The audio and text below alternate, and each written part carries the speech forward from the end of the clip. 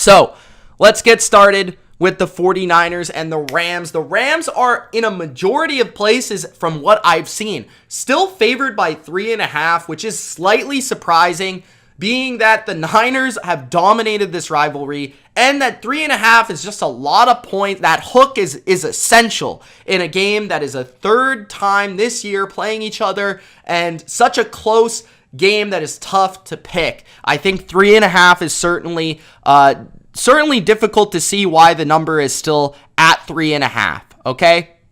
So, let's break down the 49ers and the Rams. Injury-wise, Deebo Samuel and George Kittle have been talked about a lot in terms of their injuries. They are not on the injury report for the 49ers as of today. Trent Williams did not practice, but Kyle Shanahan is quoted of saying he believes he will play, and so do I. Now, looking at the did not practice and the limited participants this week, many of them come from the Rams side. Joseph Noteboom, surprisingly, did not practice today. Greg Gaines did not practice. Van Jefferson did not practice, and all of them were noted with an injury. These were not resting players. These were actual injuries. Limited, Andrew Whitworth could be playing this week. Wasn't playing versus the Bucs, which would be huge if Noteboom can't play because then you would be missing both tackles. Taylor Rapp was limited with a concussion, hasn't played in 2 weeks during the playoffs, didn't play versus the Bucs, would be a big get at safety this week. Did play in week 18. And Ambry Thomas, the rookie cornerback, was limited for the 49ers, did not play versus the Packers, and would be a huge get versus Odell Beckham and company. He played great in that second matchup. So, this game to me is going to be really, really, really good. And I want to go through a nice little graphic that Becca sent me because Becca was nice enough to send it. So I'm going to give you the stats for Jimmy Garoppolo and Matthew Stafford, okay? So this season, head to head, Jimmy Garoppolo, of course, has won both matchups over the Rams this year. He had a 75% completion percentage compared to Matthew Stafford's 64% completion percentage in both games. That's significant to me because 75% is very impressive. Usually, I'm not a big completion percentage guy, but 75% is a very high number. Passing yards per game, Garoppolo actually had more than Stafford this season in both matchups, 249 to 240. 3 touchdowns to 2 interceptions for Jimmy, and 4 touchdowns to 4 interceptions for Stafford, and a much better passer rating for Jimmy Garoppolo in both games than Stafford, 108 to 78. That's a 30-point passer rating difference in the 2 matchups between Garoppolo and Stafford, and it favors Garoppolo. Who would have thunk it? But Garoppolo has been the better quarterback statistically in both games. Now, what I will say about that, I thought Jimmy specifically played very, very well in the first game and played really, really well at the end of the second game, okay? The end of the second game. I thought he had some issues at the beginning of the game, but was really good in the second game. I went back, I watched the second game. You can kind of throw out the first game because it was so long ago and it was such a decisive blowout in favor of the Niners on Monday Night Football that I just wanted to look at the latest matchup, which was a game where the Rams were up 17-0. The Niners stormed all the way back and essentially outscored the Rams 27-3 for the remainder of the game and won 27-24, I believe. Or it might have been 24-21. No, 24. I don't remember. Regardless, I believe it was 27-24. I could be wrong. But yeah, so the Niners completely just came back and annihilated the Rams in the second half. This is the third time they're playing, obviously, and everyone's heard this statistic that Kyle Shanahan owns Sean Mcvay. He's won 6 in a row, all of this stuff. A couple of them have been dominant fashion, and more of them have been in pretty close fashion. The Rams, when you look at both of these teams' playoff runs, the Rams have been very impressive throughout their playoff run. They beat the Bucs and they were in control of that game for a majority of the time and kind of fumbled it away to allow the Bucs to come back. And then on the flip side, the 49ers have beat some good opponents, right? They beat the Cowboys in Dallas. They beat the Packers in Lambeau. But it wasn't super impressive. Like, a lot of people would argue that the Packers should have beat the Niners, that the Cowboys could have beat the Niners, all this stuff. But the Rams have been the team that have been thoroughly dominant in both games for a majority. Even though the Rams tried to give the game to Tom Brady, which does concern me, by the way. It does concern me. That the Rams were trying to give the game to Tom Brady, of all people. Like, I get it. Like, you're running the ball and you're fumbling and it's unlucky, but like, you keep putting the same running back out on the field. You keep making mistakes and affording Tom Brady an opportunity to come back. So that does scare me a little bit, because if you're going to close a game, you better close it against TB12. That's all I'm going to say about that. But let's take a look at a few of these stats for these matchups. So I went back and I wanted to look at like what happened for the Rams in that second game where they were up 17-0, and then for whatever reason they just completely got derailed and fell apart. So I think the biggest thing I can look at in this game, in the second game, which was week 18, is that the Rams, really, it was just Matthew Stafford was playing unbelievable in really tough situations in the first half of the second game. And what happened in the second half was that he just wasn't able to replicate what he was doing in the first half. Okay? So looking at the first half of that game, you go back, you look at the drives for the Rams. 3rd and 12. Stafford converts. 3rd and 9, Stafford converts. 3rd and 4, 3rd and 2, convert. 3rd and 8, convert. 4th and 1, convert. So, essentially, in the first half, every time the Rams faced a 3rd down or a 2nd and long where Stafford was forced to throw and convert in the first half, he was converting. He was making the throw, he was making the play, and in those situations, they were coming through. In the second half, that wasn't what was happening. In the second half, he just couldn't keep that train rolling, right? 3rd and 6, punt. 3rd and 16, punt. 3rd and 10, turning into a 4th and 12 off a sack. Punt. Okay? So, and I go back and I watch that game, guys. This is something that stands out to me time after time after time, every time I watch the Niners play the Rams. The Niners whoop the crap out of the Rams every time they play. The Niners D-line in that second game and the Niners O-line just dominated the second half of the game. It was thoroughly dominant. Time after time after time, pressure in Stafford's face, pocket collapsed, and then on the flip side, the Niners just downhill, steamroll the Rams D-line, getting 5 yards a carry.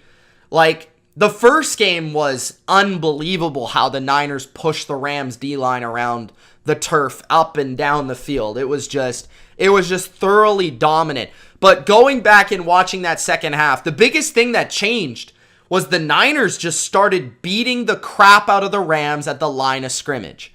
And a lot was made out of the Rams' ability to rush Tom Brady and get to Tom Brady and to protect Matthew Stafford.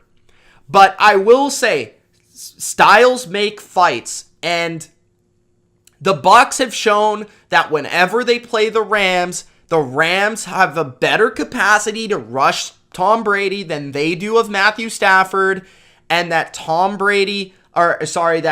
the protection for Matthew Stafford is always better in those games. So I wouldn't look at the Bucs and the Niners as a 1-for-1 if you're a Rams fan and say, we stop the Bucs front, we can block the Niners. We got after Tom, we can get after Jimmy. I think those would be incorrect assessments, Because when you look at the games where the Niners and the Rams have played, the Niners have just dummied the Rams time after time after time. I can't specifically tell you why that is. It's just the case. It just has been happening every time in the run and the pass game, right? So you look at the Rams last time they played the Niners, 2 yards per carry in the run game. 2. They ran for 2 yards per carry. And this is something that the Rams can ill afford to do. The Rams cannot come out and play the Niners like they're the Cardinals. They have to treat the Niners as if they're the Bucks. They have to come out on early downs and throw the ball. They cannot come out and try to run the ball. If you're going to do that, I'm telling you right now, the Niners are going to sack Stafford multiple times on third down, and you're going to be forced to punt. You're going to get Stafford in bad down and distances, and that's where you can see him throw interceptions. We saw the statistics last week where Stafford's very good versus the blitz. He's very good versus the blitz, right? Let's look at these numbers once again. Let's see if I can pull them up. Do I have the numbers?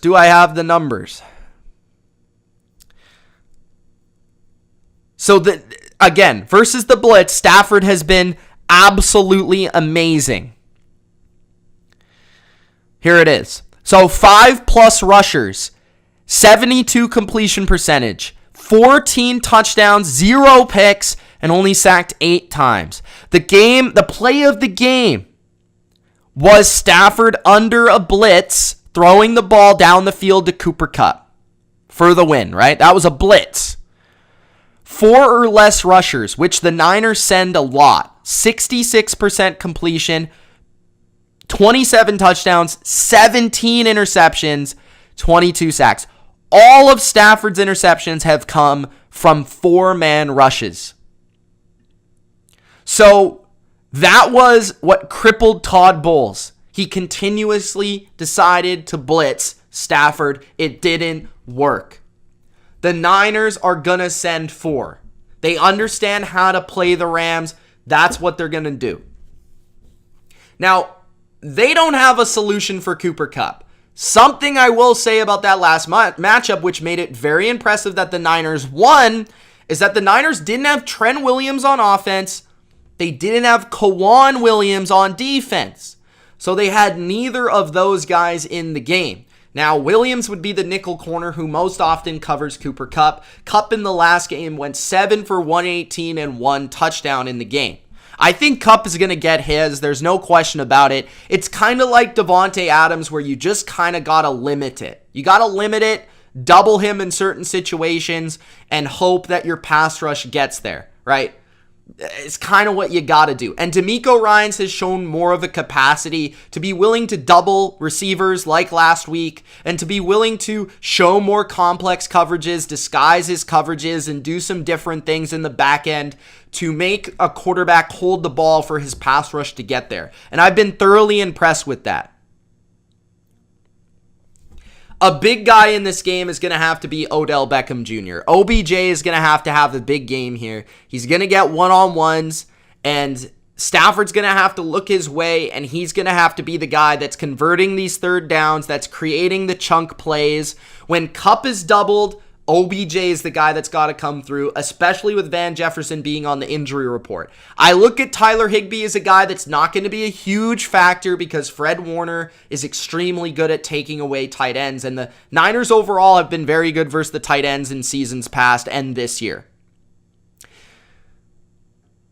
Now, a statistic, I know a lot of people love to hear these stats. The team that is 2-0 during the regular season in the playoffs when they rematch is winning this game 66% of the time. So 2 out of every 3 times a team plays in a rematch in the NFC Championship or in the playoffs, a third time, usually the team that's dominated the regular season also dominates the playoffs. Now, we saw this in 2 different perspectives last year. The Rams beat the Seahawks 3 times last year. They advanced to the second round. And the Bucs actually went the other way. So the Bucs were an example of the other way, where the Bucs beat the Saints after the Saints swept them during the regular season. So there's faith on both sides. If you're a Rams fan or you're a Niners fan, there's faith for both sides. But just the statistics suggest that the team that won twice in the regular season most often also wins during the playoffs. A